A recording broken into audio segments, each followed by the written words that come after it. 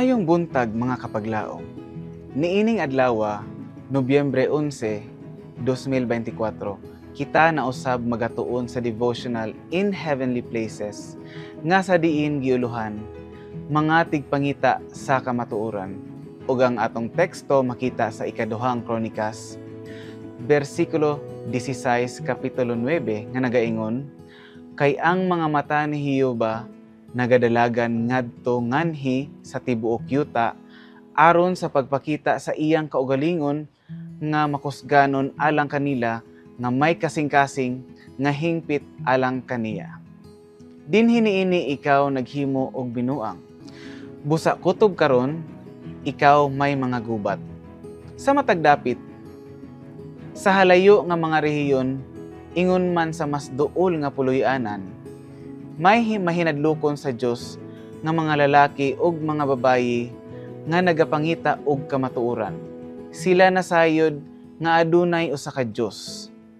Ilang gihalad ang ilang mga pag-ampo ngadto kaniya, misalig sila kaniya, nanggalihok sila sama sa gibuhat sa mga Kristohanon. Gikan sa sugulanon ni Cornelio, atong makatunan nga ang Dios motultol sa matag usa nga andam nga pagagiyahan. Gipanguluhan niya si Cornelio. Iyang gidani ang kasing-kasing sa iyang mga sulugoon diha sa pag-ampo.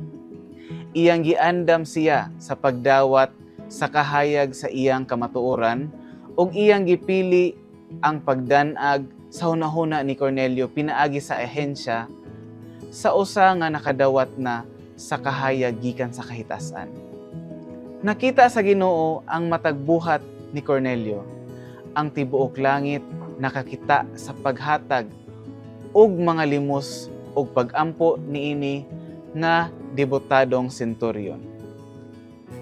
Mao kini karon, ang Ginoo nagatan-aw sa matag kalag nga nagapangita kaniya.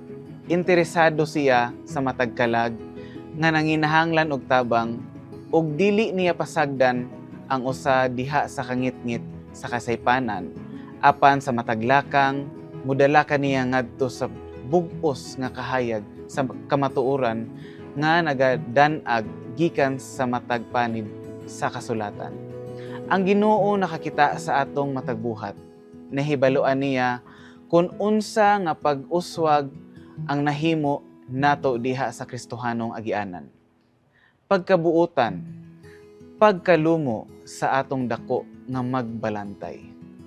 Uban sa hilabihan nga kaikag, siya nagatan-aw gikan sa iyang hataas nga trono ngadto sa mga karnero sa iyang sibsiban ug naghatag kanila sa grasya ug kusog. Kanunay ang langitnong mga ahensya nakigsulti sa mga lalaki ug mga babayi sa yuta.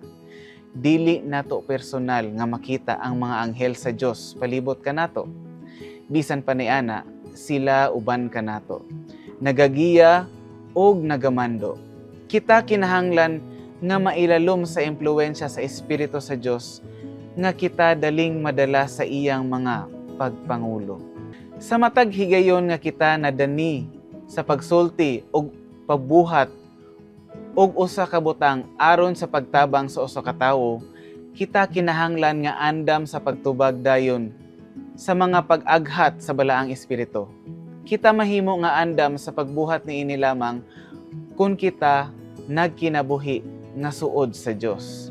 Ang paghatag sa limos, ang kinasingkasing nga mga pag-ampo nga gitanyag, maoy mga timailhan lamang nga kita nagabuhat sa mga buhat sa usa ka Kristohanon ug nga atong gitugyan ang atong mga hunahuna ngadto sa pag-umol sa impluwensya sa Espiritu sa Dios. Mag-ampo kita mga kapaglaom. Among maluluyon nga Dios, daghang salamat nga sa kanunay ang imong balaang presensya nga uban kanamo ug nagagiya sa kadalihok namo. Ikaw ang Ginoo nga gamhanan sa tanan ug kana dili namo angay kalimtan. Salamat sa imong kaayo ug amo ang ginasalig kanunay ang among kaugalingon uban sa mga talento nga imong gipiyal nga kini among magamit alang sa imong buhat. Tabangi kami nga sa pirmamente kami matinambangon sa mga tawo, sa mga nanginahanglan sa espirituhanong aspeto ug kanunay magkinabuhi nga Kristohanon. Kini among gilaumang madawat sa ngalan ni Jesus. Amen.